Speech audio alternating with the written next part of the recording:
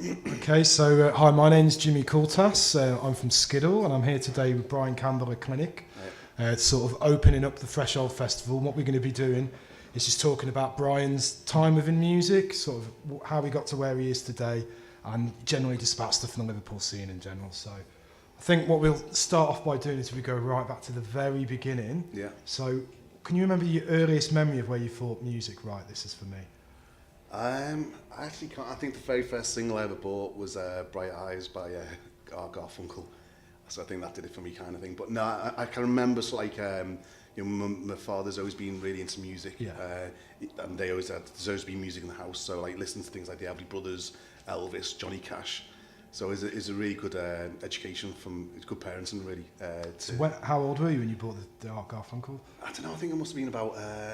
Was that about maybe about I was about 6 or something, 6 or 7? I can remember getting that and then watching the film and being distraught. And you mentioned earlier you formed a band when you were 7 before you had any musical instrument. I mean, when did that start to become more serious, and when did you learn to play an instrument for a start? Well, I think I wasn't very good at football at school, so the only way to attract baby girls was to form a band. So me and the current drummer Carl, I mean, we met when we were 7, and we talked at school about being in a band. We always wanted to be a musician. Didn't want to be a train driver. Didn't want to be an astronaut. Didn't want to be a footballer. We wanted to be in a band. Yeah. So I mean, the whole idea was always sort of there. But then it was more when we got into like high school when. I thought, well, if I'm going to be in a band, I need to learn an instrument. So I remember getting an electric guitar, and then sitting in my bedroom learning, just learning songs, like easy songs, everything. And then I was so bad at learning songs, I thought the easiest thing would be to start writing your own songs. So and then we started like performing at school.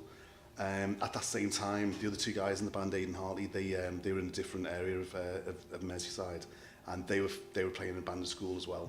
And you get to a certain age where I think people within the band will sort of drop off. They're not really that interested, but we were kind of demented in a way. We wanted to be in a band, and then basically we kind of formed. We got together and we formed the band, and we've been together now for far too long. About 25 years. Yeah. And I suppose the same personnel in a band. I suppose that's quite weird. Yeah, definitely. I think if we sort of go back and look at the scene at the time as well, I mean, you were obviously playing in sort of North Liverpool, Crosby, and you're from Thornby, aren't you? That's right, yeah. Was there any other bands around that time that you took an influence from, like regionally, as well as...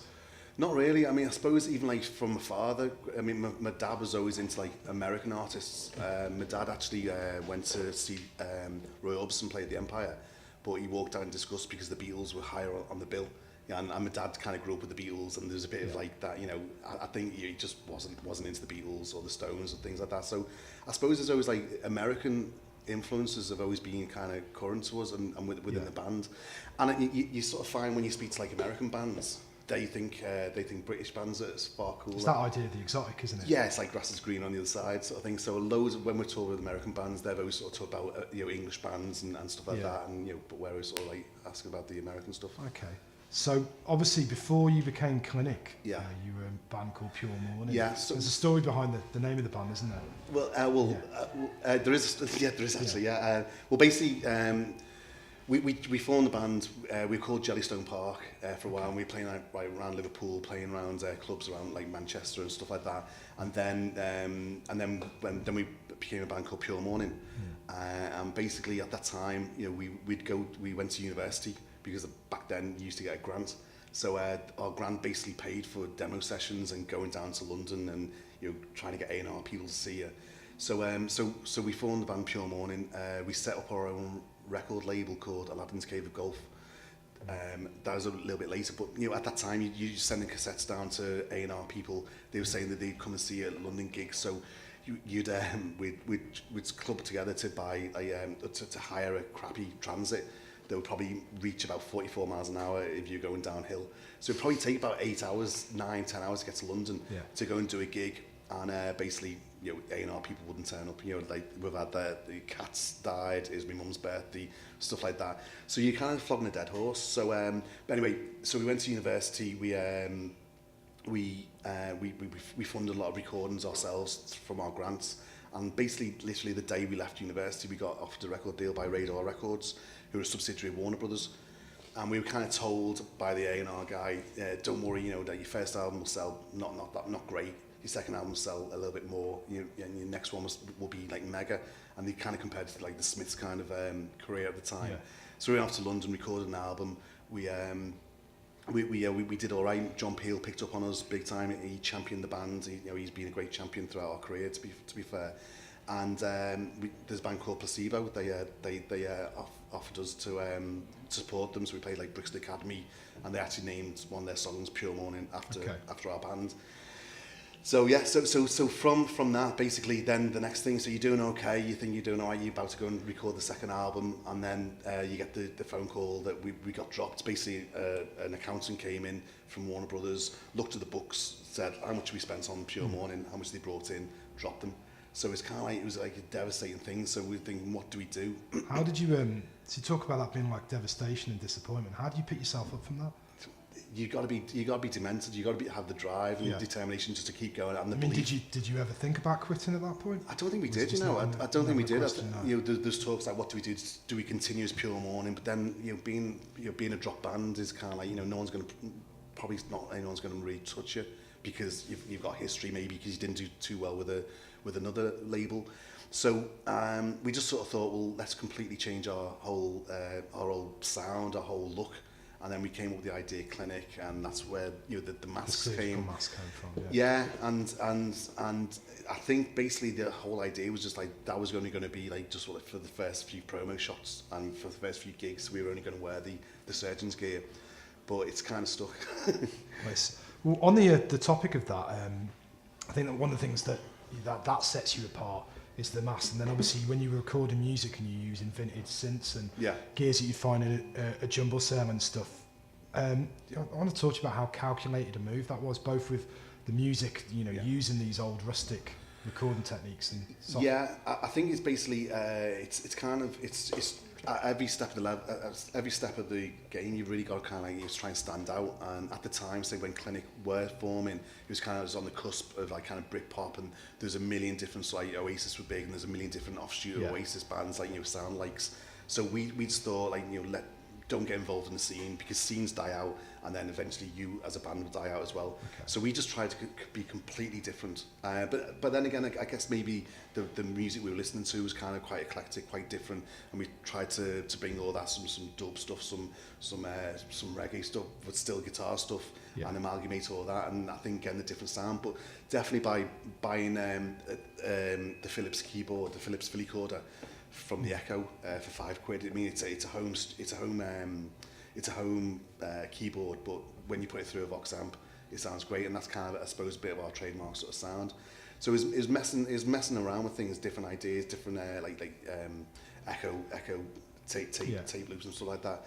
And where did that idea come from? Did you just happen to find some cheap equipment and then think, oh, we'll do this, or was it a bit of both, really? I mean, a bit of like listening to some like a lot of dub and stuff like that, as well as trying to get different elements. It was just basically trying to get a sound that on paper shouldn't really work, but we tried to make it work, and and it's experimenting as well. Well, obviously had good results for you, didn't it? Well, yeah, exactly. So also, something else I wanted to talk to you about at that time, you signed with Domino, and I mean, you've been with them throughout pretty much your career. Yeah. What was it about Domino that appealed to you at the time? At the time, we when we were going down to London, we sort of realised you're flogging a dead horse, but there's no point hiring those transit vans for £100 and paying the petrol going down and for people to let you down. So we decided that we set up our own record label, which we called Aladdin's Cave of Golf. I don't know if you remember, at the very end of the M62, there used to be a shop called the Aladdin's Cave of Golf. And for us, that was like our mecca, because like when you're on these, like when you just done a gig, and it all fallen flat on its face, and then you're driving home to Liverpool and you get in about 8 o'clock in the morning, so it's been a long day, to actually see this Aladdin Cave of Golf at the end of the M62 was like, wow, we've made it home sort of thing. We're nearly home. So we called it Aladdin's Cave of Golf, and we went in and we recorded some demos, some songs that would eventually be a single, and we pressed it ourselves. Sent it to John Peel. John Peel played it a lot, and then people like Steve Lamacq started playing it because John Peel did. And from that, A&R people being the sheep that they are, they all sort of came to us. Yeah. And then, so they asked the question, when you next come down to London? So us being complete hard-faced at that point, we sort of said, we're not, when you next come up to Liverpool. So at the time, I kid you not, we had every record label interested in us, and they actually made the journey up to Crash Rehearsal Studios. And we booked out Crash for about a week, and we were just having A&R people coming in and coming out, left, right and centre. But basically we went with Lawrence because Lawrence was just passionate about music. When you get all these people, these A&R people come in with ponytails and straight out of university and they'd be clueless, they'd ask you you'd ask about what music you're into. So we'd mention the bands we're into, but then we'd always put a few fake bands in. And we sort of say like that, have you heard the Jacarandas, that third album? And they'd be, yeah man, yeah, I love that mate, love that. So you sort of know they're just bullshitting you. So anyway, but Lawrence came and he passed all the tests, and he was just passionate about music and the way he talked. And when he was leaving, he said, look, I'll be honest, I've got a phone line in my mum and dad's bedroom. That's what Domino Records are. At that time, he was just doing imports of things like Pavement Records and stuff. So we were the very first band to sign with Domino, but we went with him for his passion. And also, I suppose, like in hindsight now, it's like we were the big fish back then in the small pond. So we had Lawrence's 100% attention, really, and he was like kind of working with us all. Do you think that sort of disappointment that you had when you talked about A&R and labels not turning up for you, do you think that made it easier to be that way, to be so hard-faced with them? And, I think we weren't as gullible, and we'd learn about the mistrust the record labels gave, and Lawrence was a genuine nice guy. It was quite an inspired decision, really, isn't it? That's what's helped prolong your longevity. Absolutely, and stuff, so. Absolutely, and it's been amazing to see the growth of Domino Records. To see what's happening. I remember I'd be sitting at home and you'd be watching a TV show, and then it's like a quartet track would be on, so you'd be ringing Lawrence going, hey, your quartet songs being used on Channel 4 or something, and we're all getting made up, and then the next thing Franz Ferdinand, then the next thing Arctic Monkeys, and it's like, wow, it's just like, it's incredible.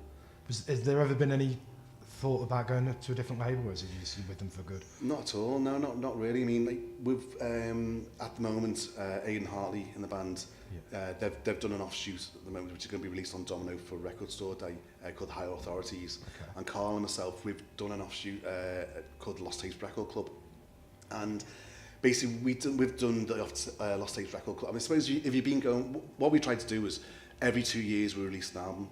And it kind of killed us in a way, because you're writing, then you're recording, then you're touring, and then you're writing, recording, and touring, and we wanted to keep it this 2-year sort of thing.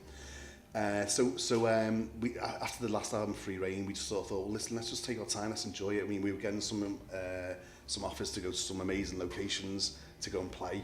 So we just thought, yeah, let's do that and everything. Let's just chill, and we're all parents now, and just enjoy family life a little bit. But when you're working as a band for longevity, we have there's lots of different things you might come up with that might not really suit Clinic sound.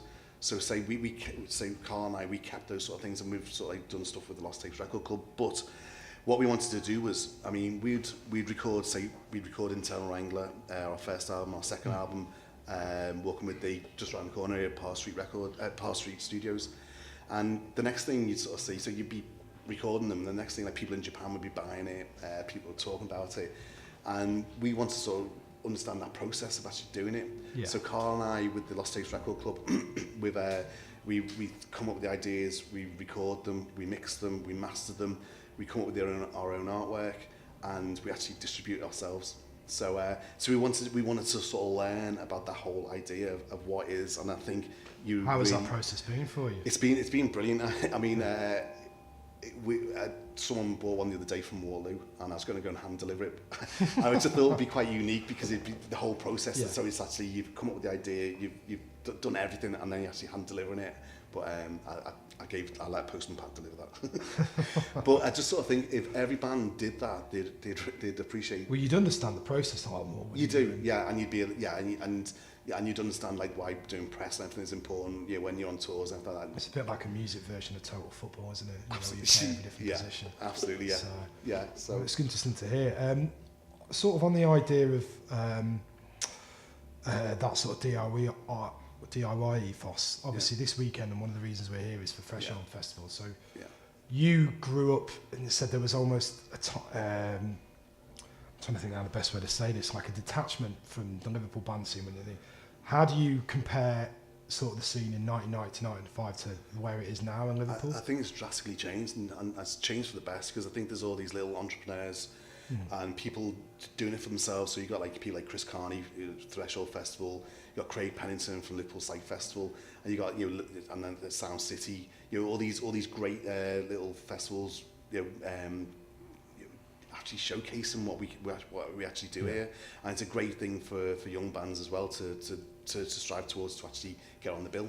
I think one of the things as well which ties all those events and those people in together, there's a lot more dialogue and discussion about how to get on in music these days, and there's advice. I mean I've been involved in music for maybe 15 years, and certainly when I was developing as in a career, I never had that that level of support and stuff, and I think that Liverpool as a city's really kind of got that community together now, hasn't it? Definitely. Where you can find out. Definitely, and I just sort of hope that when you see things like the Casimir and the Cream being torn down, and they're going to stick some ugly student. Well, the flats have gone on sale today, haven't they? Have they?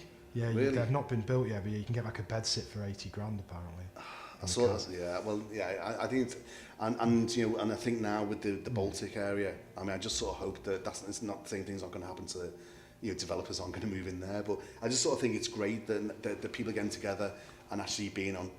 Do you obviously, when you've gone around the world, do you encounter that spirit anywhere else in different cities? Yeah, I mean, kind of, but I do sort of think it's very prominent to Liverpool. I think it's a creative sort of thing. I think the more that government will cut or creativity grants or any funding, the more that people of Liverpool will probably stand up and rebel against that, which I think is great spirit. I think it's brilliant. But sadly, you do, we go around the world, and sadly, where we played on the last tour, that great venue's being torn down, and there's a Netto there now or something, or an Aldi or something.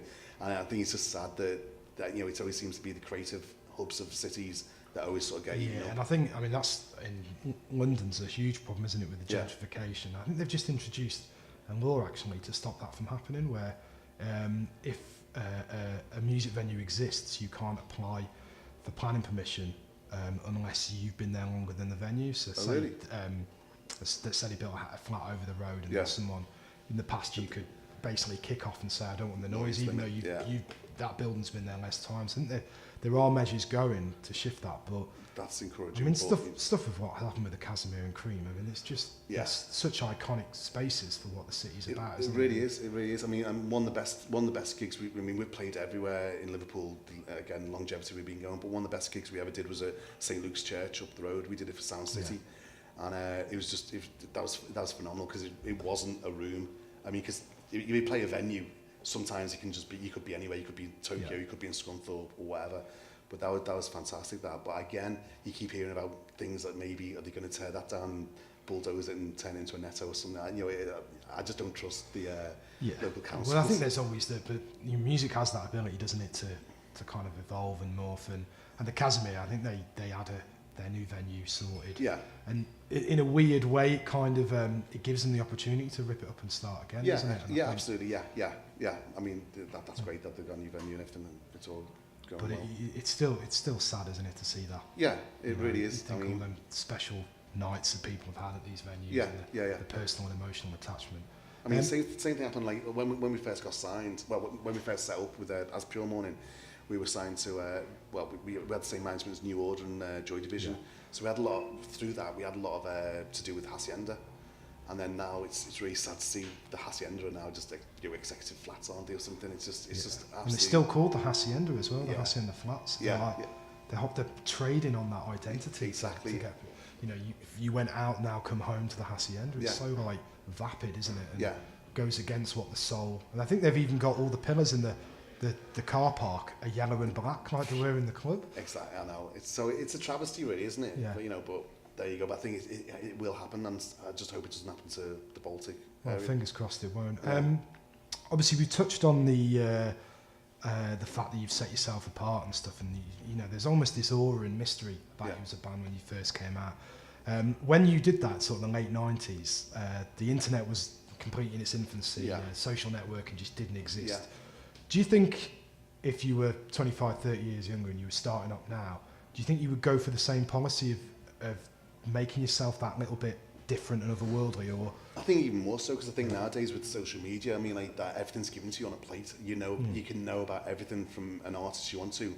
But we were a band. We wanted to be in a band because we wanted to play music. We didn't want to be in photo shoots, and we didn't want to do interviews and things like that. But obviously you have to do that kind of thing. But there are a lot of people who will join a band because they look at, hey mom, look at me, hey, But we we just want to play decent music. That was all the main thing. So I think, especially now with, as I say, like with social media, you can know everything about anyone. So I think we probably would even try and be more mysterious and let the music speak for itself. Because it's fascinating to think about. Obviously, someone like Kanye West, for example, when he tweets, in that instantly thought, and he can get it so wrong and alienate so many people. But imagine what David Bowie would have been like when or when Elton John was throwing it. There's a story Elton John refused to come out of his cabin on his private jet, and they were trying to get him out for ages, and it was only after 40 minutes of him throwing a strop that they told him, look, we've got Stevie Wonder to play for you for your birthday, and then finally comes out of this bad mood. I remember reading it in an interview, and that sort of like petulant character on Twitter, I mean, I know. It's it would have completely crushed the kind of what you want. You don't want to know too much about your idol. That's what I mean. I think you just want to sort of see them on stage and hear them on record and a few interviews, and that's it. You don't want to know that they're peeling the spuds or they're going shopping. So do you think that having that control then over your image as such and your identity has been one of the main reasons why you've been so successful? I think so, because again, I say, so when we started off as a clinic, as I said, like that, there was a million sound like and look-alike bands of Oasis. So I mean, like if you're like a picture editor in Q magazine or Rolling Stone, I mean, if you're just seeing all these bands just looking in jeans and t-shirts, and then all of a sudden you see these four guys in surgical masks. Well, it did the job, because we got the picture in the paper or in the magazine, because it stands out, and and I suppose anyone who's doing a magazine, you want to make something interesting, and for lazy journalists as well, we kind of wrote the first paragraph because they're saying, look at these dickheads in. Well, if you're scanning through a magazine as well, you're not going to focus on something that's that. Do you think as well? Talk back to the the domino connection. Do you think if you'd have signed with one of those dickhead record labels that thought that Jacaranda was a band, for example, do you think they would have probably tried to influence and control? Definitely. I mean, and I think we would have been dropped and our career would have been over within the first 2 or 3 records, to be honest with you. I mean, we did sign, in 2002, we did sign to Universal Records in America, and we did get a lot of, it was a lot of money, and Domino got a lot of money for that, and that all helped out. However, they just didn't know what to do with us. They were used to sort of like maybe dealing with the R&B acts and dealing with the pop acts, but they just didn't know what to do with like 4 Scousers dressed as surgeons playing kind of quirky guitar music. They just didn't have a clue. So that in testament sort of shows you have to go with your gut feeling and go with the record company that really does respect what you do and admire what you do, and they're into what you do. So I mean, because I genuinely think, even if we weren't making any money for Domino, whatever, I think Lawrence might still be interested, because I think he is a genuine fan of the band. And your advice would be then it's really important for you to find someone like that. Definitely, and also, I mean, it's sad, but I mean, sadly, I don't think music is a good enough. Just having the best songs or whatever, sadly, isn't good enough. I mean, maybe have a unique selling point, come up with something different, stand out, try and stand out from the crowd. Where did the idea come from then for Clinic? There's a San Francisco band called Crime, and then there's also, the Residents. We're all sort of into kind of things like that. And Crime, because they wore police uniforms on stage and everything. So kind of it was more like, how the hell do we make us not look as we are Pure Mourning, as a recycled Pure Mourning? Yeah. So the whole sort of thing, how can we hide our faces? And we had no cash at the time, but it's dead easy. If you get surgical masks, they're only pennies sort of thing. So we kind of came with the idea, and we had our first photo shoot, and it looked better than what we thought. And and it got us into the papers. It got people talking about us. The Americans loved it because they just sort of think British people are eccentric anyway, like Monty Python-esque, and it kind of ticked all those kind of boxes as well. So it was just it worked really well. But as I say, we were only planning on doing it for maybe the first kind of promo shots and the first few set of gigs. But we actually, I think it might be on, I can't remember, I forget which tour it was now, but our surgeon's gear actually got stolen. So we had to go on stage just in our normal gear, and people were really pissed off. So we thought, okay, well, obviously this is what people want. So It's part of the experience, isn't it? You know, I think it makes it more. It makes it more an event, and that's what you're trying to do. I mean, like you've always got to try and if you're putting it on a gig or whatever, or putting out a record, you've got to make it different in some way. You've got to make it stand out for someone else because, you know, why would people? I think as well, yeah. If we're talking about, you know, the age of social networking and stuff. One thing before doing this interview is I've seen it before, but I watched the Letterman performance quite a few times, and that's obviously that archive turning up on YouTube. That's almost like a calling card. And do you think that, you know, it's really important for new bands and performers and artists to kind of get like an otherworldly performance which channels, you know, if that had been, that's helped your longevity really, isn't it? Because people have seen that and now anybody can see that video. It's good kudos. You know, just like, you know, it's kind of pretty bizarre that, you know, we got nominated for a Grammy, which is kind of weird. I mean, we didn't. Didn't you have a track on the OC as well? Yeah, we had a track on the OC, and that's really weird because like all of a sudden you hold like a demographic of person changes. Like usually, I'd sort of say around about then it's kind of indie kids and kind of maybe kind of people in the 40s, 50s who are coming to watch us, who chin scratching, thinking this is interesting. Then you're on the OC, and then the next day you go to a gig, you've got kind of like younger girls sort of there, so like that, asking for the autographs outside. That's a positive development, isn't it? Yeah. So. But it's amazing. And then we had it like one of our songs used on Skate 2 or Skate 3, you know, on the games. And then again, then all the skater dudes kind of start turning up. So it's amazing now, you know, like how by placements of a song on a game or something, it can really open you up to. I think as well, obviously the way people consume music is so different these days, isn't it? And you know, sort of when you were started, people have been very tribal. You wouldn't have had, you know, there might have been a collision with like dance music people from, you know, Acid House, and you said you're involved in Hacienda. Yeah. But a hip hop fan, for example, wouldn't do that. Whereas now they might hear it on a thing and, you know, listen to it on Spotify. And do you think that as, you know, going off 20, 30 years of audiences of people going to your gigs, do you think you've noticed that tribal split? And it's become more of a, you know, have your audiences changed? I mean, I wouldn't say it has really, apart from those instances where like, you know, you're actually placed in a game and stuff like that. But I think nowadays, I mean, we were talking before about the onset of the internet. Prior to the internet, like we would go to New York, do gigs, and we wouldn't care how much you got paid because the record sales would talk for itself, and, you know, it didn't matter. And the whole thing now is turned on its head, where record sales are diminished, but now it's all about the gig. Yeah. But it's all about kind of, and now it's getting placement in games, in apps, on adverts and things like that. We were just in 2000, I think 2000, we got a phone call from our manager to say Levi's want you to do want your songs to be used on an advert. You got 30 minutes to decide whether you do it or not. So we're all together and we kind of discussed it. And at the time, there's loads of bands who were doing well from that. And we went and did it. And that was good exposure. But I think the NME next week they reported like the clinic were sucking corporate cock. But then you turn over the next page and they've got a massive full page ad of the HMV or something. It's ironic considering their current plight, isn't it, as a magazine? Well, exactly. But at that time, it was seen as sellout to use your music on adverts. But now, advert money has gone down because so many bands need that now as a form of income stream. Yeah, well, we've got a copy of the Enemy here, actually. Is it still going? I think they're yeah. We've got the camera there. They're sucking corporate dick now. So. Well, and another thing, I mean, like that is an absolute genius upon Aid, our singer, who our very first single on Aladdin's Cave of Golf was entitled IPC Sub-Editors Dictate Our Youth. And it was kind of like really kind of a carrot to Enemy, because Enemy were controlled by IPC, were owned by IPC. Okay. And it's kind of like basically they had to kind of respond to that, which they kind of did. Have you had quite a prickly relationship with the media? Yeah, I mean, yeah, the Enemy. I mean, I think also that this is another thing about. Should we have like a sacrificial burning of the magazine? Yeah. Basically, I think there's one of the very first early reviews was like instead of Robin Hubcaps, Clinic or Robin Riffs. From like things like Velvet Underground, Modern Lovers, or whatever like that. There's still that kind of like Harry Enfield, Liverpool's like, hey, calm down, Scouse sort of thing.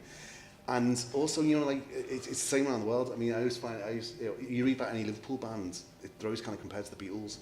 But if you read about a London band, they're never compared to the Sex Pistols or the Rolling Stones and everything like that. You know, and I always sort of think that this fascination between Liverpool and the Beatles, obviously with the heritage, but you know, it just sort of seems like that. If you're a young band trying to start out and you're being compared to the Beatles, you know, you're never going to live up to that comparison. No, exactly. Damn it. I'm just trying to, I had an idea in my head to talk about, build on from the enemy then. So if we talk about getting negative reviews, and obviously there's been that steeliness, you know, when you said when you having the knockdowns in the future, how do you develop a thick skin, you know, if you're an unsigned artist? I think you as I said before, you've got to be kind of demented and kind of just driven, like really driven, because you're going to get knocked down. You're going, you know, music. Let's face it, it's opinion. It's a record that I think is fantastic. You might think it's absolutely crap, but it's all people's opinions, isn't it? Yeah. And you just got to be kind of like really dog-headed, you know, thick-skinned, and just keep going, because you're going to get knocked down. But more so, don't read reviews. Yeah. It's good that you've turned it, you've goaded them with it, because I think, I don't think it was NME, it might have been Melody Maker, but Daft Punk were in a band before they were Daft Punk, and the reason they're called Daft Punk is because they got slagged off in a review and said they were Daft Punks. Really? So they took that, and that was, you know, sort of their starting point to... There you go, turn negatives into positives. We talk also about, you know, you mentioned sync and advertising and game placement stuff.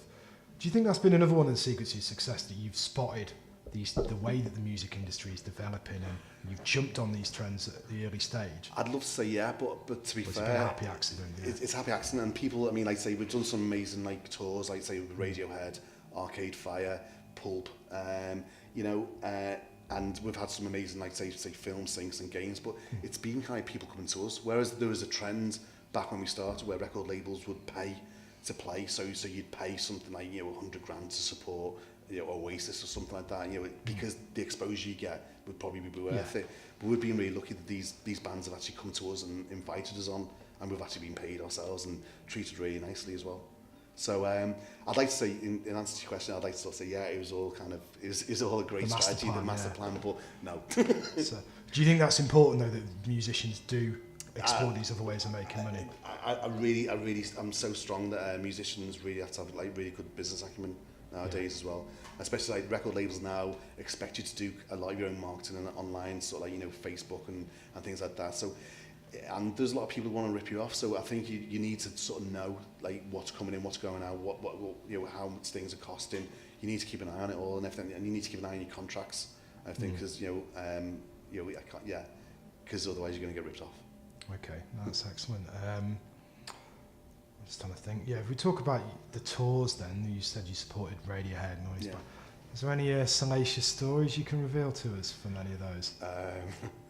No, it was worth a try. Our lawyers told us we're not allowed to.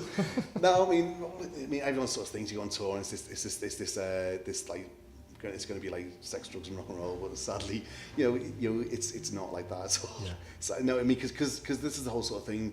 If you're going on tour, I mean, like you play one night in New York, and then you're on a sleeper bus, and then you're off to Boston, sort of thing, and then you're up in the morning, you're doing press, you're doing the sound check, then you're doing meet and greets of some record company people, then you're doing the gig, then it all happens. I mean, and so basically you've got to be disciplined. You really do, because you know, you don't want to miss that plane to the next gig. Otherwise, that's going to cost you sort of money and stuff like that. So, in a way, you have to, as I say, you got to be disciplined and make sure that you get to the next gig. Otherwise, it's you losing money. You're going to piss off people. How do those gigs compare when, so let's say you're in a support act, and you know, obviously the audience, you know, will be aware of you, and you know that they'll be, you know, they know who you are sometimes, so there's chances that the audience might never have heard of you. How do you prepare differently? I mean, do you still do support shows? Or is it more? I mean, we haven't done a support tour for a good while, but we've played like festival lineups where, like, say we're playing a gig in a festival tomorrow in London, and we're off to Czech Republic, and we're off to Manchester. We will be headlining the festivals. Yeah. But there's an exciting gig coming up in the end of July, I think, which I don't think I can actually talk about, but but we're not going to be the main bill, put it that way.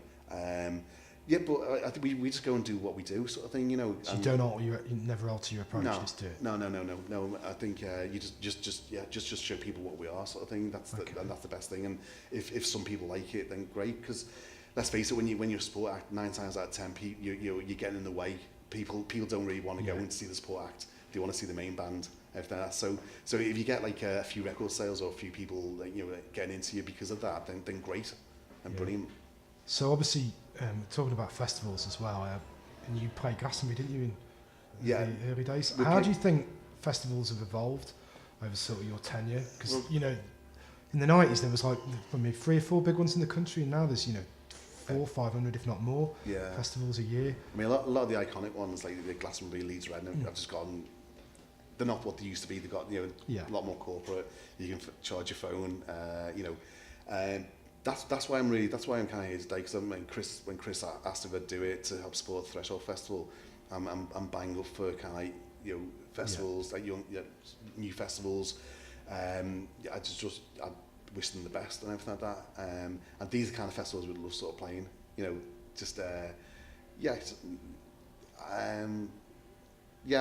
We really enjoyed sort of playing like the smaller festivals and more quirky, more unique ones.